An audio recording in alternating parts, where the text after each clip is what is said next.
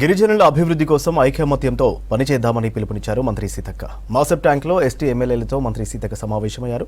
ఈ భేటీకి పార్టీలకు అతీతంగా ఎస్టీ ఎమ్మెల్యేలు హాజరయ్యారు. ప్రపంచంలో ఎక్కడైనా అత్యంత వెనుకబడిన జాతులు గిరిజనులేనన్నారు సీతక్క. ఎస్టీల సామాజిక ఆర్థిక పరిస్థితులపై అధికారులు నివేదిక సమర్పించాలని ఆదేశించారు. నివేదిక ఆధారంగానే బడ్జెట్లో నిధులు కేటాయిస్తామని చెప్పారు మంత్రి సీతక్క. సమాజానికి దూరంగా ఉన్న మన జాతుల కోసం లక్ష్యంతో పనిచేద్దామని చెప్పారు. గత ప్రభుత్వం గిరిజనులను పట్టించుకోలేదన్న సీతక్క ఐటీడీఏలను బలపరిచి పోడు భూముల సమస్యకు పరిష్కారం చూపుతామన్నారు. రేపు ముఖ్యమంత్రి రేవంత్ రెడ్డితో ఎస్టీ ఎమ్మెల్యేలు ప్రత్యేక సమావేశం అవుతామని చెప్పారు. ఎస్టీ సంక్షేమ నిధులను ఎట్టి పరిస్థితుల్లో ఇతర అవసరాలకు తరలించబోమని చెప్పారు. గిరిజన పాఠశాలలు, వసతి గృహాల్లో మౌలిక వసతుల కోసం 250 కోట్లు కేటాయిస్తామన్నారు సీతక్క. సమావేశంలో కీలక నిర్ణయాలు తీసుకున్నారు.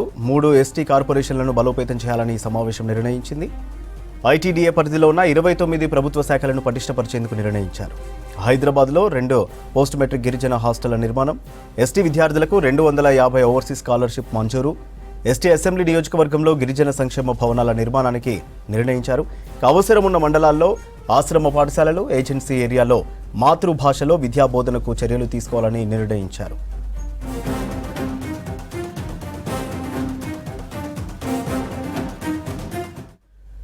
గిరిజనుల అభివృద్ధి కోసం ఐకమత్యంతో పనిచేద్దామని పిలుపునిచ్చారు మంత్రి సీతక్క. మాసబ్ ట్యాంక్లో ఎస్టీ ఎమ్మెల్యేలతో మంత్రి సీతక్క సమావేశమయ్యారు.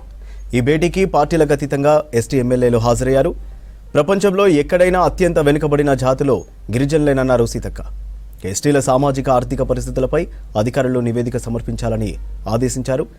నివేదిక ఆధారంగానే బడ్జెట్లో నిధులు కేటాయిస్తామని చెప్పారు మంత్రి సీతక్క. సమాజానికి దూరంగా ఉన్న మన జాతుల కోసం లక్ష్యంతో పనిచేద్దామని చెప్పారు. గత ప్రభుత్వం గిరిజనులను పట్టించుకోలేదన్న సీతక్క ఐటీడీఏలను బలపరిచి పోడు భూముల సమస్యకు పరిష్కారం చూపుతామన్నారు. రేపు ముఖ్యమంత్రి రేవంత్ రెడ్డితో ఎస్టీ ఎమ్మెల్యేలు ప్రత్యేక సమావేశం అవుతామని చెప్పారు.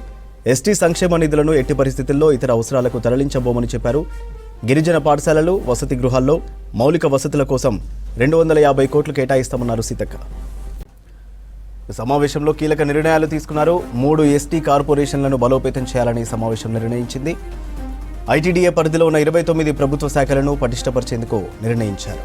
హైదరాబాద్లో 2 పోస్ట్ మెట్రిక్ గిరిజన హాస్టళ్ల నిర్మాణం, ఎస్టీ విద్యార్థులకు 250 ఓవర్సీస్ స్కాలర్షిప్ మంజూరు, ఎస్టీ అసెంబ్లీ నియోజకవర్గంలో గిరిజన సంక్షేమ భవనాల నిర్మాణానికి నిర్ణయించారు.